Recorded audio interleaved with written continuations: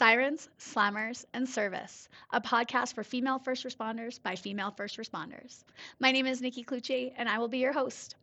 As a former correctional officer in Alberta for almost 2 decades and the founder of Blue Line Fitness Testing, which provides law enforcement fitness testing and first responder wellness workshops, I started this podcast as a way for female first responders to share the trials, tribulations, and triumphs of their daily work. I want to showcase the unique perspectives, skill sets, and personalities that women bring to a first responder career and share their stories. So get ready to laugh your ass off, learn a whole bunch, and be inspired by some pretty badass women. Let's go. Hey guys, we are back. Oh my God, can you believe that we are already halfway through season 4? I'm blown away. It's insane. So, shout out to our season 4 sponsors, Tip of Spear Edmonton.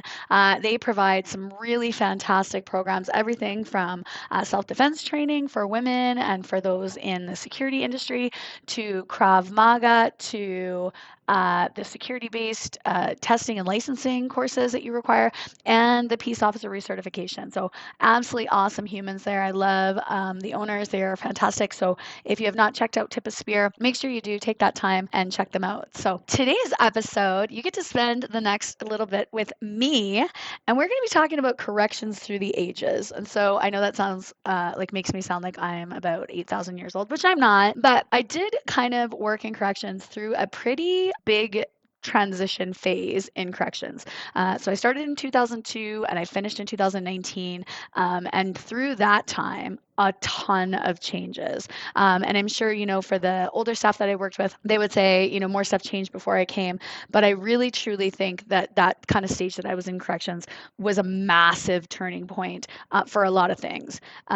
Technology wise, policy wise, just in our staffing changes, in location changes. If you've listened to previous episodes, you know that we went from a downtown closed supervision based jail to a massive open concept pod style jail. That was a huge change in corrections in Alberta, but a bunch of other little tiny things too. And so I always like to kind of delve into what it's like for the inmates that are in the jail. People always ask that question as soon as they find out that you're a correctional officer, like, oh, what's it like in there? Like, what do they get? What do they don't get? And so love talking about that stuff with you guys because I know there's lots of people that find it interesting that don't work in the institution. So, but I think I'm going to start off with our technological changes. So this is for all my tech geeks out there, all those guys that love buttons and things like that. So, when I first started at the jail, it was very much keyed doors. So you had that big ring of keys that you had to carry around, and you had to key doors open. You had to be cognizant of interlock, right? So you would never open one door while another door was open. So you had to be aware of that as you were opening the keyed doors. And again, they were those big, like the ones you see on the movies, they're called folger keys, big keyed doors. We also had toggle switches. So those basically were in the staff station. So in the staff stations, you could toggle switch open the cell door, things like that. But it was mostly based on inmates coming up to us and asking like, hey, can you open my door, versus us going out and using the keys. Keys were more for kind of external doors and things like that, or in an emergency situation if the power went down. So majority of the time we're using toggle switches. And it was about, I want to say maybe like 5 or 6 years into me working there, maybe less. They decided that we were going to do this big change over to these touch screen doors. And everybody started panicking because that meant computers, and that meant, having to learn a new program. And of course, we all know that everybody in corrections likes things the way they are. They don't like change. They don't like anything new. And so we brought in these touch screens. And so then you had to learn, okay, so if it looks like this, is it locked or is it actually locked? Is it not locked? Is it actually locked? Is it double locked? Because you would be able to kind of double lock it so you couldn't accidentally unlock all, like when we would pop the range and let all the cells out. You could double lock doors so that you couldn't pop out another, an inmate that was on discipline or SAG or anything like that. And so, those touch screen doors, that took a little bit of getting used to. And that was a very, very basic touch screen program. Like red, green, locked, unlocked, right? And that's kind of how you knew. We weren't able to control lights or water or anything like that. It was literally just the cell doors. And we still didn't control the doors in and out of the ranges. So that was still controlled by central control, which, again, if you guys know, if you listen to my previous episodes, you've heard that I've worked in there, and that's basically our hub of control. So where we control all of our external doors. So that stuff was still all controlled by central. Again, that was touchscreen. So when I worked in Central, everything was touchscreen. There wasn't really any toggle switches in Central to start off with. And so, yeah, the kind of touchscreen stuff was, if you worked in Central, you were a little bit more comfortable with it. So, and then moving to the new jail, when we decided to move out to the new remand center, that was a massive change. It was a totally different system. We had to learn all the different overrides and how to open this door and how to not open that door. And now we're adding stairwell doors, and we were adding just a whole bunch of different things. And we could also control inmate lights, inmate water, intercom systems. They would come in over the computer systems in the staff stations, things like that. So a whole lot more technology. So when we were doing the training for the jail, that was a lot of time. A lot of time we spent on trying to train staff up, trying to get them, into it's okay. It's not super scary to have to use a computer and use this different touch screen systems and things like that. So again, just through the ages, the changes between the keys to the toggles to the touch screens to the touch screens that can control everything.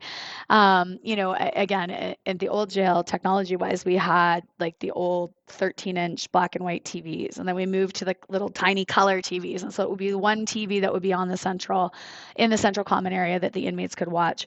They had to get up and walk over and turn the knob to turn the channel. So if you are a young listener and you've never even heard of that, yes, that's how we used to have to change the channel. And they only had like the 4 or 5 channels that we would get on what we would call peasant vision.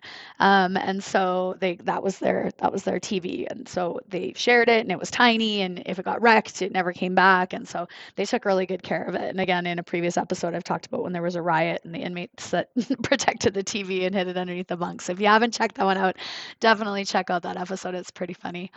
And then we moved and we started getting, the lawyers came in and said, we need to give them a bigger TV, better TV. Okay, so then we brought in bigger TVs, and okay, now it was it was color, better sound. They could change to more channels, things like that. Same with the radios in their cells. Initially at the old jail, they got like 3 different stations, and it's what you could get in. And this is downtown Edmonton. So you'd think like downtown Edmonton, you'd be able to pick up all of the radio stations. Nope, not in the jail. For whatever reason, we could get like 3 radio stations, and they would change every so often. Like inmates would come up and they'd be like, "Hey boss, what happened to, the Bear, 100.3 the Bear? Why can't we get the Bear anymore?" And I was like, well, I don't know. I was like, go and ask the rec guy, like, what happened to the Bear? I don't know. It's just not coming in. It's not coming in anymore. So just randomly, like this radio station would drop off, and then 3 weeks later it would just randomly pop back on. So just the gremlins in the radio system. And then again, the radio systems get better, technology gets improved, and now they've got 6 radio stations that they could change through and flip through in their cells.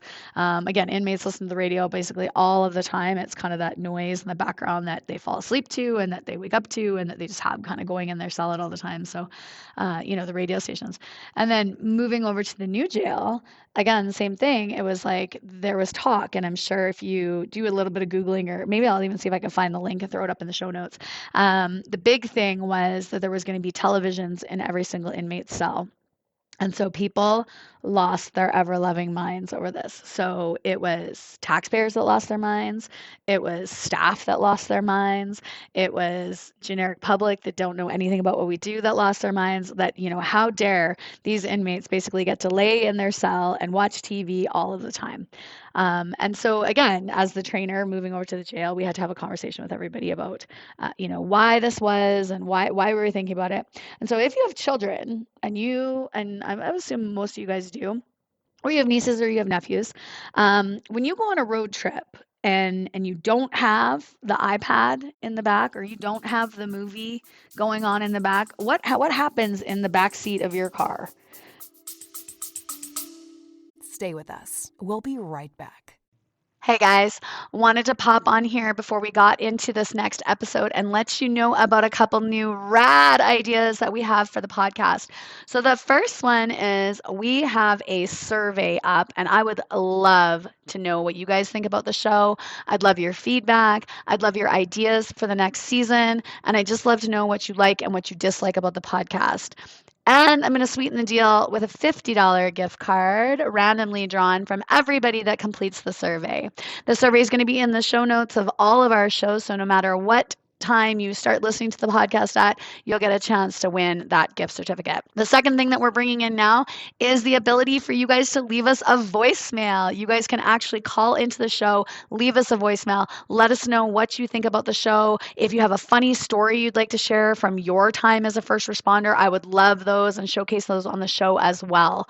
So make sure you guys check out that voicemail feature. It's going to be in the show notes, and check out the survey. Make sure you get that chance to win that gift certificate. Because I know in the back seat of my car, and I am actually, I will say I'm quite anti iPad on the drive unless we're going like a 12-hour, because I feel like they can look out the goddamn window and see the scenery. But I know that I am definitely in the minority for this. Those kids fight. They fight all the fucking time. That's all they do is fight and argue and be annoying and ask 8 million questions, and you're trying to drive in peace, right? And so it's the same thing, right? The TV is one of the greatest babysitters out there. And so part of the reasoning behind the thought of putting TVs in cells was, again, okay, it increases inmate comfort, but it also decreases their anxiety. It decreases if they're laying in bed watching TV all day, well, they're not out fighting with each other. They're not, being busy making shanks and brew and all the other things that they do. They're just going to lay on their ass and watch TV all day. So that was one of the things that came behind, putting in TVs in each of the cells.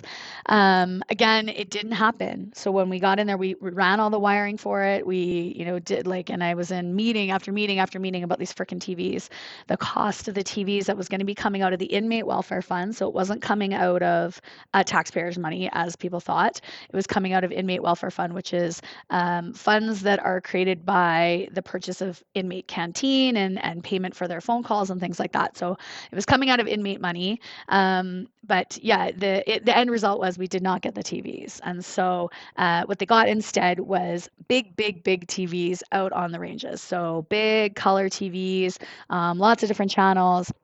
Again, they still have to go up and change the channel. They're not allowed to have the remote control because guaranteed they would wreck that or break it or turn it into something else. So they still have to get up and go change the channel. And they always crank the volume to 8,000 so it drowns everything else out. And then they start yelling louder than TV. So that's a constant fight as a staff officer to get them to keep the TV down so that you can actually hear yourself think. But big change, again, coming from our 13-inch black and white TVs to now, I think they're like 42-inch, 46-inch TVs that they have on the range. So again, that big change. The other one being the phones. So at the old jail, they had the phones, like the actual, some of them were even still the rotary phones. So again, if you don't know what a rotary phone is, I'm dating myself here, but that's the one where you put the finger in and you pull it around and it goes around in a circle and then it goes back and you have to dial each number like that.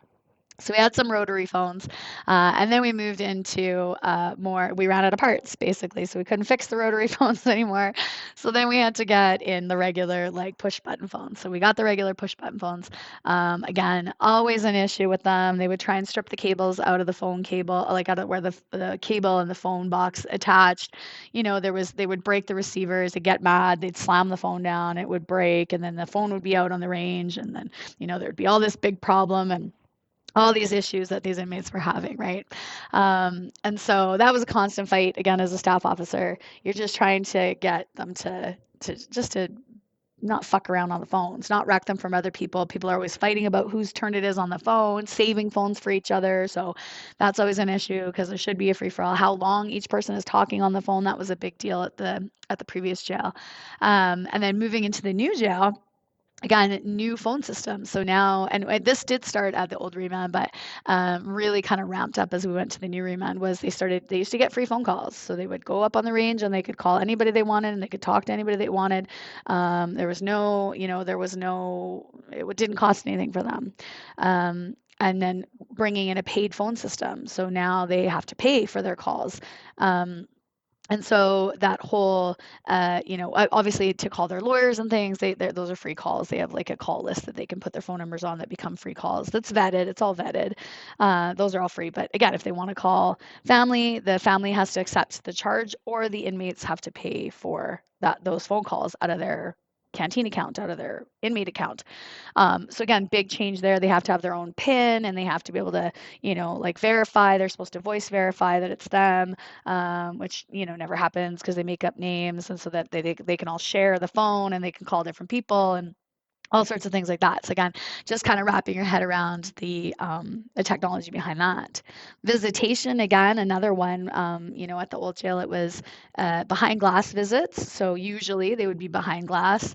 The inmates on one side with the telephone, and the public on the other side with the other telephone. Again, very similar to what you see in the movies, and pretty secure in that, there's usually they couldn't pass anything. Sometimes inmates would leave something for each other if they knew they were going down to visitation. A male inmate would leave another male inmate, a note about somebody, or a female would leave a male inmate something. And they were supposed to be searched. The tanks were supposed to be searched in between each of the visitors, and in between each of the groups of inmates, to make sure that nothing like that was being left. But it did require the public to come down to the jail. So again, for those inmates' families that had came from that lived far away, or were didn't have the financial means to get downtown, had kids and didn't want to bring their kids in to see their spouses, or they would bring the whole goddamn family. That was always a treat as well, to try and limit who could go into the booth and not have them all creating mass havoc in the visitation area. But moving to the new jail, we went to video visitation. So off-site visitation, so the visitors go to a separate site, and basically it's like a Skype phone call. The inmate is right on the unit. He has a scheduled visit time, sits down, picks up the phone, the TV turns on, like the little video system turns on, and then they can talk to their loved ones. So definitely some improvements there, like families can, and there are remote stations and things like that, but families have a greater opportunity to talk to their loved ones. Plus, it increased the visitation time. So before, because it was physically moving inmates down, and we had so many inmates, you had to, you could only take 6 inmates down for visitation at a time. That limited how many inmates could get visits. And so sometimes that would mean that inmates would go weeks without a visit because they didn't, their visitor canceled, and then they didn't make the next rotation and things like that. And so definitely improved the amount of visitation that inmates could get, which is always good. When they get, for the most part, when they get visits, they're usually happy. It's usually people they want to see. Sometimes they come back and they're, a little fired up because their spouse or loved one said something, or, told them they were getting divorced or whatever it is. But for the most part, visitation was a good thing. And again, much safer when they were off site. Now the visitors off site, and the inmates just stay on their unit. So we don't have to move them, which again increases officer safety. The less times you have to move the inmates, the less opportunity that you have for them to, again, just try and get into something or see somebody in the hallway that they know, and things like that. So some of the tech changes that have kind of happened through the ages. A couple of the other things, again, just like big time policy changes. So I know for sure one of the biggest ones that I remember through my career was the forbidding of smoking. So when I first started at the jail, again, this is 2002. So we were pretty lenient, like late into well, I guess early into the 2000s. But by this point in society, like for the most part, restaurants were non-smoking, airplanes were non-smoking, offices were non-smoking, right? They'd really kind of started to push into, the 2000s, that we're not gonna condone smoking anymore. We've realized the health benefits, or health, I guess, misbenefits, the health risks, and they're no longer going to allow, smoking. And so when this came down, so at the time, inmates were allowed to smoke in their cells. So they were allowed to smoke in their cells. And I remember when I first started, they had just changed it. So before, they were allowed to smoke like everywhere. They were allowed to smoke in the common area. They were allowed to smoke basically everywhere. And they had changed it right before I started. So now the inmates were only allowed to smoke in their cells. And so they would buy tobacco, and they'd roll their own smoke. So it would be like that pouch of tobacco, like the old school, if you remember your grandma and grandpa rolling their smokes, that's what they would get: pouch of tobacco, some rolling papers, and they would roll their own cigarettes, and then smoke them in their cells. Staff, however, were allowed to smoke in the staff station. And so you'd be working with somebody and they would be allowed to be smoking right next to you, right? And again, if you think back in the day, that was just totally normal. Like now I think about it, I'm like, that is freaking crazy to believe that like we did that. But and it was probably for about the first like 2 years that I was there that it was like that. And then they said, okay, this is it. Staff are no longer allowed to smoke in the staff stations. That was the first step. Staff lost their frickin' minds. So they would end up going out onto the range and having a smoke in an inmate's cell, talking to the inmate and smoking with the inmate, which I thought was just odd. But like, whatever, at least they're out there supervising the inmates. And then they brought down, okay, this is it, no smoking at all. Inmates are not allowed to smoke. Staff are not allowed to smoke. We're going fully non-smoking. And so to mitigate that, because they knew these inmates are going to be coming off the street, having to go cold turkey off tobacco. So they were already going cold turkey off alcohol, off the other drugs they were on, and now we're going to take away their cigarettes. As staff, we were pretty scared about this because, again, if you've ever seen a smoker try and quit smoking, they are very irritable. They are not happy people. And so we were quite apprehensive about this. And so what they brought in was the ability to buy the Nicorette gum and the ability to buy the patch at the canteen, out of canteen. And they brought in popcorn. So every night at 9 o'clock, there was garbage bags full of pre-popped popcorn. And so it was the cleaner's job. So the cleaners are the two inmates on the unit. It was their job to basically scoop out this popcorn, hand everybody else some popcorn. And this was kind of like the way to like wean them off their cigarettes, right? Now, do I think that worked? Probably fucking not. Probably not. And the amount of like tobacco and stuff, like lighters and shit that we found smuggled in for years after we did the no smoking policy, it was tons and tons and tons. And I mean, like the thing with going no smoking is like you can smell it. So it's like they would smoke, and you're like, hello, like I can fucking smell it, guys. Like it's coming from your cell. No, it wasn't me, boss. I wasn't smoking. I'm like, are you fucking sure about that? Because I can smell it. It's literally in your cell. Like, oh, there's the burning cigarette you've tried to hide behind your fucking bunk. Like I can see it, you guys, right? And so cracking down on smoking, and then the popcorn and staff, we loved it because it was like, well, the inmates get a 9 o'clock popcorn break. I get a 9 o'clock popcorn break. Thank you very much. It was delicious. And then after about a year, they took away the popcorn. And I think the staff were more upset about the fact that they took away the popcorn than the inmates were. And instead, they brought in peanut butter and jam sandwiches. So that is what they get now as their like snack before bed is their peanut butter and jam sandwiches. They get a peanut butter and jam on everything. In jail talk, they call them bricks. They're called bricks. I'll trade you a brick for this. I'll trade you a brick for that because they taste like a brick and they look like a brick. But they get them peanut butter PB&Js. So that changed from non-smoking or smoking to non-smoking. Crazy, crazy, crazy. The other thing was, again, just like brew. Brew has been a consistent throughout. What they use to make brew has been different. And again, between the old jail and the new jail, didn't have as much brew in the old jail. Like you'd catch the odd one, but it would usually be like small. It'd be in a pop bottle or a couple pop bottles. It would be like one or two little things that they had made that usually was just rancid and they would throw it out before they would drink it anyways because it was so disgusting. So again, brew, fruit juice, bread, sugar that they can add to it, and then they would heat it up in their bunk so they either would wear it on them for their body heat to kind of ferment it, or they would put it next to like each cell has kind of like a little radiator furnace-y kind of thing, like a space where the heat comes out to keep the cell warm, which usually they plugged all of the frickin' time with request forms that they toothpasted over the top of the holes because sometimes it would blow cold air. They didn't want the cold air. So then that would screw everything up because then the air handling would get all screwed up. But whatever, they would try and heat it up somehow. And so the brew, when we moved to the new jail, all of a sudden they had access to a lot more garbage bags, a lot more plastic bags. And we gave them, it's called a soft bag. And so basically they are supposed to keep their personal effects in this bag. And it's clear, kind of like an opaque clear, so you can see what's in it.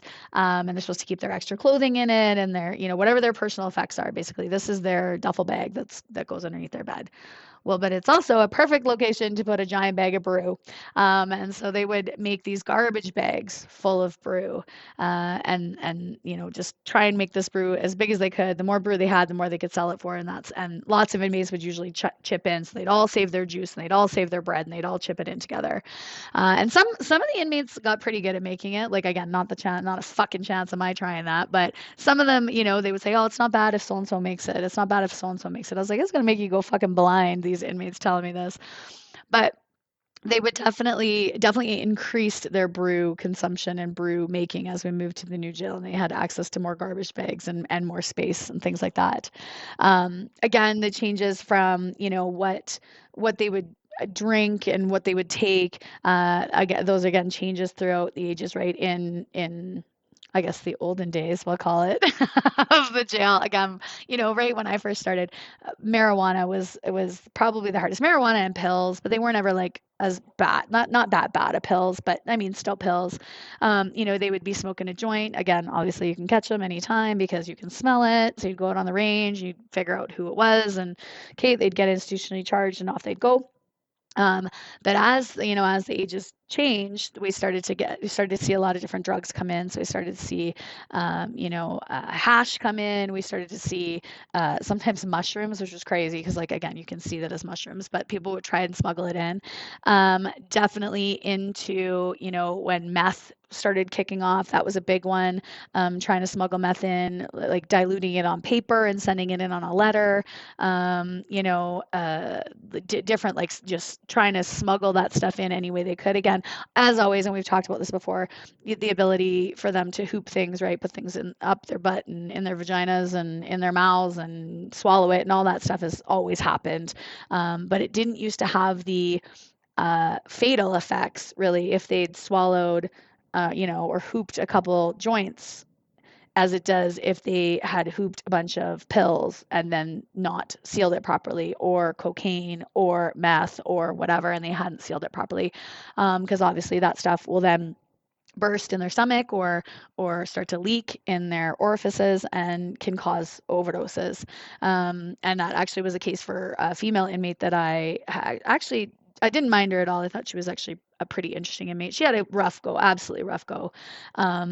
Had always been in trouble, had always been, just like was going to be in jail for the rest of her life, no matter what she did. As much as I hate to say that, because I really did believe that we could rehabilitate some of them, but she was guaranteed to be in life or in jail for the rest of her life. And but I liked her. She was funny. She was pretty good. Like you could talk to her, you could reason with her. She understood the rules because again, she'd been institutionalized her whole life. She'd been in foster homes. She'd been in group homes. Like she knew the rules. She knew how to make it easier for herself, and she knew how to make it harder for herself. And she had actually swallowed a package of drugs, and had transferred out of our center. And right before she had left, I had said to her, just as I was changing her and checking her warrants and stuff like that to let her go, I said, you're gonna have to change something, or you're gonna end up dead, girl. Like you can't keep going in this life, and you can't keep taking the risks you're taking, and you can't keep doing the things you're doing because you're gonna end up dead. And she kind of laughed and she goes, "Oh, I know, Miss T. I know. It's fine. It's fine. It's my life. It's how I live it. Ride or die, right?" And I was like, I kind of giggled and I said, "Well, like let's just not die. How's that sound?" And then sure as shit, I came to work. I think it was like after my 3 days off, or maybe it was even the next day. And we went to morning meeting and they said, this inmate, she overdosed, and died at a different correctional facility that she had been transferred to because the balloon in her stomach had burst. And so she had left our facility with it in her stomach, us not knowing. Obviously, if we would have known, we wouldn't have transferred her and we just taken her to the hospital. And but it had burst while she was sleeping and she had died. And so I still to this day that one, I think about that one because, they just take so many risks when they put that stuff on their bodies. And then again, through the ages, what we've come to now with fentanyl and, the fact that it's everywhere and like micro doses can kill people. And so our staff are constantly in danger of, if we think that there's fentanyl in a cell, it's like a full on biohazard, mask up, gown, like the whole big white suit, right, with the full masks on, to protect ourselves because we don't use that stuff, and a micro dose of that stuff can cause our staff to overdose, can cause staff. And I've had staff, do a cell, be searching a cell and come out and kind of had that look, and we're like, whoop, immediately, let's go to healthcare, let's get you checked out, right? And so those risks that you run now in this day and age of corrections, and again, it's just getting worse, right? Like the drugs that are coming in now, and I've been gone since 2019, and I guarantee since I've been gone, it's got even worse. But that change in what inmates would do and bring in compared to now, what they would do and what they would bring in, absolutely different. And kind of leading into that, we talked about, disciplinary segregation and things. So if an inmate was caught, back in the day with a joint or, something, even tobacco that they weren't supposed to have, we do what we call institutional charges. So basically we kind of write out a report and say, okay, you've broke this rule, so you are being charged with, this breaking of this rule. They go to an internal disciplinary court, which is held by like an adjudicator. And they adjudicate on the case, I guess. And so they'll make a decision, okay, was he definitely caught with it? Did he admit to having the joint? Things like that. And then they can give a sentence of anything from a fine. So like say for the damaged property, we can withhold their inmate money. So money that gets dropped off, say they owe $100 for a window that they broke. Well, we'll withdraw that money. Anytime somebody puts money into their account, we will pull that money out until the window is paid off, right? So of course inmates get around it and they say, don't put money in my account, put money in Joe Smith's account, and Joe Smith will buy me canteen, and that's how I'll still get canteen, and the jail won't get my money. So, I mean, again, they're kind of smart that way. But you can also be sentenced to disciplinary segregation time. So disciplinary segregation time basically is like you're going to the hole, as they say. And again, like the movies, definitely not as bad as the movies. The movies definitely Hollywoodize it. But they would go to seg, and so they would be on 23-hour day lockup. They get half an hour exercise on day shift and half an hour exercise on afternoon shift. And basically their exercise time, and when they're on disciplinary seg, not allowed phone calls to the outside. They can call their lawyer. They can call, like their legal representation, things like that. Or, John Howard or E-Fry if they need to, like the agencies that are going to assist them with things like that. But no family, no friends for 14 days, up to 14 days. And they would be in baby dolls.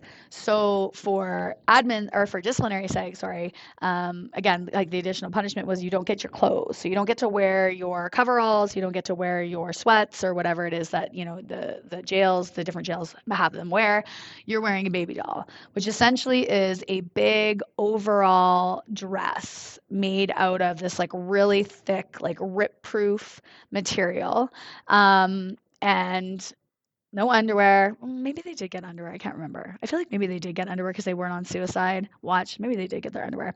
But you're cold. You're basically cold all the time. No pillow. And again, this is way back. This is back. So things have changed, which we'll talk about. But this is way back when disciplinary seg was disciplinary seg when I was working there. No pillow. Baby doll blanket, which again was the same thing. Big, heavy, thick, rip-proof material. And you could have the Bible. So no books, nothing like that. You still got the radio most of the time because it was in their cell, and most of the time, they would just play the radio and listen to the radio all day and sleep all day. But you could be in there for up to 14 days. So that was disciplinary seg.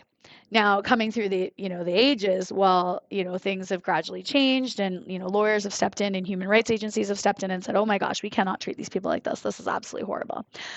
We cannot take their clothes from them. We need to keep them in their clothes. Why are we taking their clothes from them?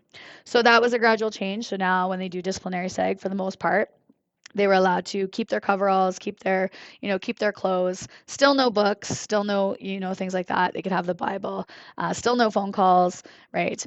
And then it's just gradually gotten more and more and more. So the inmates have more and more and more rights, less and less time. So the ability to sentence to 14 days disciplinary now, like not a chance. If they're getting disciplinary seg, they're getting like 2 days, 3 days, a day, right? Like really, it's not even worth the time of the officers to take all their stuff away, strip them, put them in, move them units, take them to the disciplinary seg unit. Plus, we don't have any beds. We have no beds left because there's so many people in jail that we can't disciplinary seg somebody. Because the other part that we would do is we would single cell them. So you would have them, they would be in a cell by themselves. Basically, you go to the penalty box for 14 days, you feel shame, you're not allowed out. You're not allowed to talk to people. It's basically you're supposed to ruminate on what you did and learn from it. Which again, we all know never happens. They don't learn from it. They just sit there and be shitheads for 14 days and then get out and do exactly the same thing. So again, reasoning behind why we've changed it, yes. Do I feel like, and we could get into a big political conversation about this, do I feel like, the way that we swung is still good or making it better for them or is going to actually rehabilitate them? No, fuck no, absolutely not. A lot of these people, they're in jail for a reason. They'll be in jail for a reason, and most of them that end up doing disciplinary psych time are the shitheads on the unit. They're the ones that are always in trouble. And so are we going to rehabilitate them by putting them in disciplinary psych? Probably not. But at least for the staff, it gave you a sense of like, at least there's a punishment for the thing that they have done, for the rule that they have broken. The other side of segregation is administrative segregation. So administrative segregation is when, for their safety, for the officer's safety, due to public knowledge of their charges, due to their level of danger, there's a whole bunch of different reasons that somebody could go on admin seg. But basically, we, the administration, have decided that this person needs to be segregated. And so we would put them, they go through, we go through a casework process where we look at over their charges and we look over their past history and we say, okay, this is why this person needs to be on admin seg. They're reviewed every single week. We have to do reports on them. They're reviewed after, time-based, 30 days, 60 days, 90 days, depending on that, right? And again, this is back then. And there's discussions like, what is the plan with this person? So if this person is admin seg because everyone in the jail fucking hates them, they've been on every range, they've been a shithead on every range, and no matter where we put them, they're going to get fucking punched out. Okay, well then we would look at transfer them. Let's send them south, let's send them north, let's send them somewhere else where maybe they can be out on general population and they can function in society, in inmate society, without getting punched out. So there's those cases. Then there's cases of high profile media attention, people coming in. So again, anything you see basically on the front page of the Sun, if they killed a kid, if they killed a cop, if they, if they were a gangbanger and heavy guns or things like that, they're going admin seg. More than likely, they're going admin seg because everybody knows who they are. Generally, they're probably a pretty big player if they're coming in and it's gang-based stuff. And so we want to kind of keep an eye on them, notice who they're talking to, figure out, what their relations are, where, who they're connected with when they get into the jail, right? So they'll go admin seg. Again, those that are coming in, child sexual offenders, or, high profile media, pedophilia, things like that. Yeah, those guys are generally going admin seg because if they went anywhere else, they would just be murdered on the spot. And so we definitely put those guys in admin seg. Again, reviewing them, but usually they're going to stay there because we can't put them anywhere else unless we can, again, play the chess game of where can we send them in the province that hasn't heard about this crime? Where can we send this person to see if they could maybe function in a unit, if they can keep their yap shut and not say what they've done, right? And so admin seg. Now, again, over the ages, a lot of cracking down on this admin seg. Lawyers are saying, you can't keep my client locked up on 23-hour day lockup for the whole entire time he's there. And so we've had to, as the jail, really start to justify like why we're keeping this person on admin seg. And so that falls to officers. That falls to officers having to document literally every single interaction with this inmate. They tried to break out of their cell. They tried to, when they went for their tray, they stood at somebody's door and called him a fuckface and told him they were going to pound his face in. So no, we can't let him out because even on this range, we can't let him out because or shit bombs or piss bombs. So again, they'd get out on an admin seg range where they're supposed to be only them. They still have to walk past other inmate cells. And so they would bring out a cup of piss and throw it underneath another inmate's door, or they'd bring out a chip bag full of shit and stamp on the chip bag and the shit would go flying into another inmate cell, right? How do you put that person back into general population? They're going to get fucking murdered, right? And then we're going to wear it because we put them back on the unit and their poor client got killed, right? But you have to consistently justify this and justify why these inmates are on admin seg. As staff, this is one of the most frustrating parts of our job, is knowing that these guys are fucking the pieces of the shit of the pieces of the shit, and that you're just doing your best job to try not to get them killed, and that lawyers are fighting to let them out, and you almost want to be like, all right, let them out and see what fucking happens. But then, like I said, you're going to wear it when they die because we didn't do our job to protect their client while they were incarcerated, right? And so those changes between admin seg, things like that really kind of make you frustrated. And then the last kind of change, again, we've had other changes like the meals changing, the food that we get, the diets, the change between, the special diets. We used to have vegetarian and non-vegetarian, vegetarian and regular. And now we have vegetarian, gluten-free, vegan, no pork, but I can eat bacon, no beef, but I can eat the beef burger that comes, no pork or beef, but I'll eat a hot dog when it comes. Like, and you're jumping through the hoops of dealing with all these different fucking uh, special diets. Again, the bane of a staff of an officer's existence is fucking doing special diets, because then they argue and they don't like this, and then they want to change their diet because it's this, and then all of a sudden Ramadan comes and they are Muslim because they want the special Muslim dinner that they get when they starve all day, but they'll eat during the day because they'll take somebody else's tray. So meals, again, just a nightmare across the board in dealing with meals. But again, just that change in special diets and the recognition of the fact that we do need to provide for people that do have a different diet than, the general population, if they are vegetarian or vegan or pescatarian or all those things. So, the jails are having to evolve with that. And our poor kitchen staff, again, probably the worst paid staff of all time.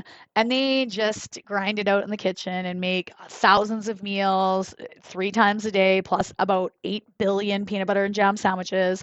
And they just do it and grind out those meals and make these special trays and send them out. So, meals again. But again, one of the things I think that's really changed over the years is our staff.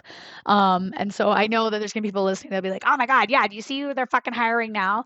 And I think honestly, like over the years, there's always been staff that people have looked at and been like, "Oh my God, look at that fucking person they're hiring. What a piece of shit. What an idiot. Why would they hire that person?" Right? But I'm talking more broad based. And so when I first started again, 2002, majority of people that worked at the jail were white males. They were white males. Again, no, not this is not speaking disparagingly of them at all, because they were all really great people. But high school educated. A lot of them did not have a university degree, a college degree. They were grade 12 or GED level, and had kind of fallen into this job as it's steady. It was in the 80s when a lot of them started, when there was a recession and there wasn't a ton of jobs, and here were these jobs that were hiring and were paying good money and had pensions and benefits, right? And so a majority of them white males.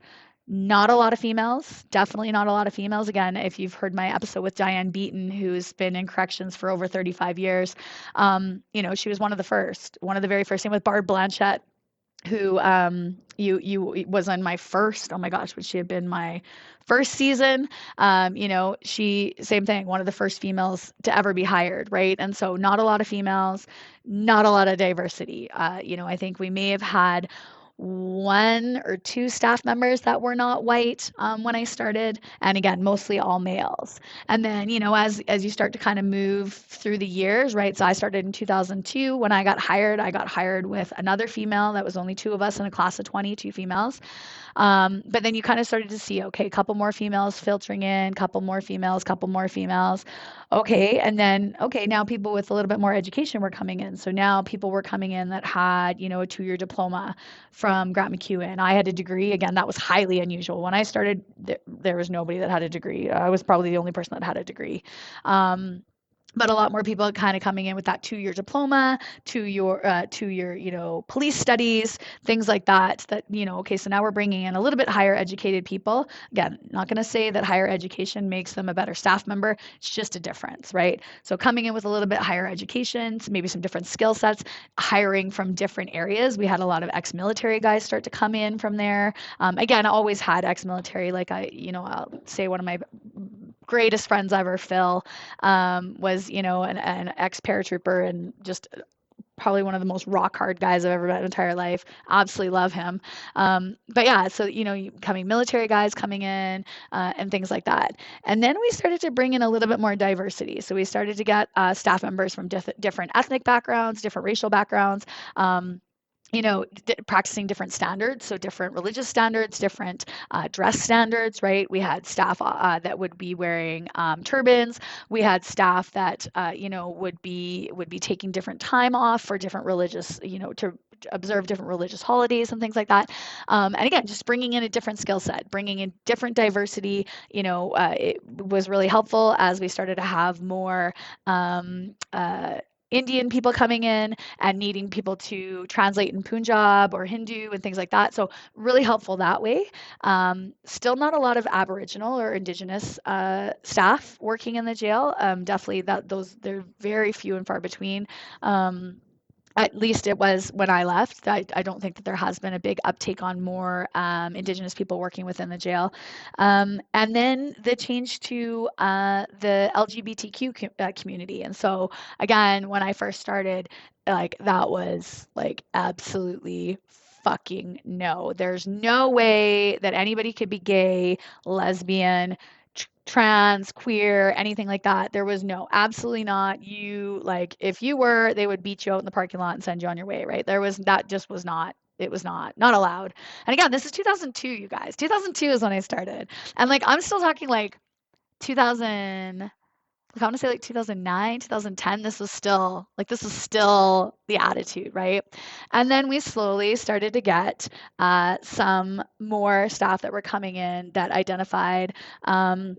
As either gay or lesbian. They were open about it, right? Again, I've got a couple really good friends, female friends, that came, and that allowed other staff members who were very much in the closet to come out and kind of say, oh, okay, like this is okay now, I'm going to come out, right? And so again, just that ability for people to kind of start to be themselves at work and be welcomed, and again, diversity, bringing in different people that are have different viewpoints and see things differently than the general public, than the stereotypical white male culture. And again, I don't like saying that, because I feel like that has now also become like, it's a bad thing to be a white male. I don't think that at all. I think that we just all have different things, and we all, uh, subscribe to different things. But it is that kind of, when you can, if you want to put a label on it, you can put a label on it like that.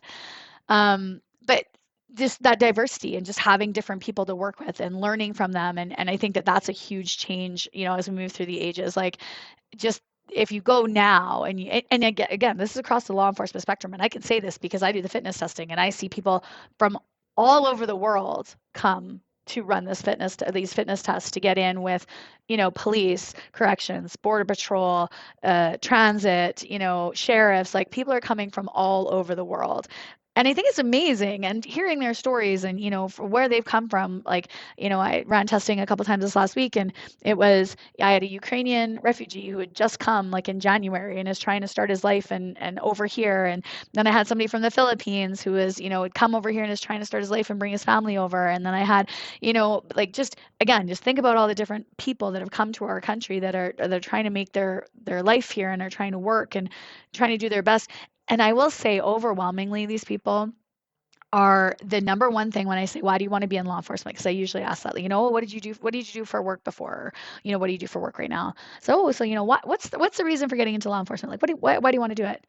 Because I want to give back to this country. Because this country gave me this opportunity to live here, to be safe, to make something of myself, to be profitable, to not be living in poverty, to not be living, scared. And I want to give back. I want to give back to the community that has given this to me, right? And to me, like I said, that, I mean, it chokes me up now. Like, I just think that's amazing, right? Like, that's fucking amazing. And that's a hell of a lot more than we can say for some of the other applicants that I've had come through who just want to wear a uniform and be a big fucking goon, right? And so that diversity, that change of our staffing complement and who's coming through. And so, again, just, kind of wrapping this one up, because I don't want to take all your afternoon, but just talking about like the changes, like through the ages, all the different things that have come along, that have changed the landscape of corrections, and what's to come, right? Like, again, being out of it now for 4 years, I start talking to people that are still working there, and they're like, oh yeah, we do this now, and oh, we do this now, and oh, we don't do that anymore. We're not allowed to do that anymore. Oh yeah, we do this and we do that. And I didn't even touch on use of force. I'm not even going to fucking go there, because I know that people will have very strong opinions of it. But the use of force and excessive use of force and things like that.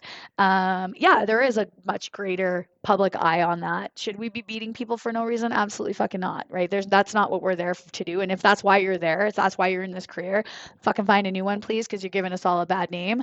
But there is a time and a place when force needs to be used, and I think that we're we're swinging too far on the pendulum the opposite way that we should. And I think that there's going to be repercussions from that as well. Again, I'm just going to leave it at that when it comes down to use of force. But just yeah, wanted to share with you guys like just some of the changes that I've seen, and again over just that's just over my 17 years, right? And so again, you think the 17 years before I started, the 17 years that are to come, what are we going to see? What are the changes that are going to happen? And where is corrections going to go, right? What new things are going to come our way? And again, I didn't even touch on the change between closed concept and open concept. You know, that huge change between staff being behind the bars, in their own bubble and having to go out onto the range versus now staff are out on the units and their desk is right in the middle of the unit and inmates can come right up, and right, how that's changed our dynamic and how that's changed our supervision. But yeah, just changes through the ages. So as always, if you guys have any questions, if you're wondering anything, if you'd love for me to talk about something, and if it's always been kind of a burning question in your mind, like, what about this? Fire me off a note, guys. I would love to hear from you. I love hearing from the listeners. If there is something that you want to know, if there is a guest that you want to have me to have on the show, by all means, please hit me up. I want to cater to you guys. I want this to be the podcast that you want to listen to, not just me out here spouting my shit and saying what I want. So hit me up, let me know. And on that note, I hope you guys have an amazing rest of your day. Get out there, enjoy the outside before we get hit with that full on snow, and stay safe. And I'll catch you on the next episode.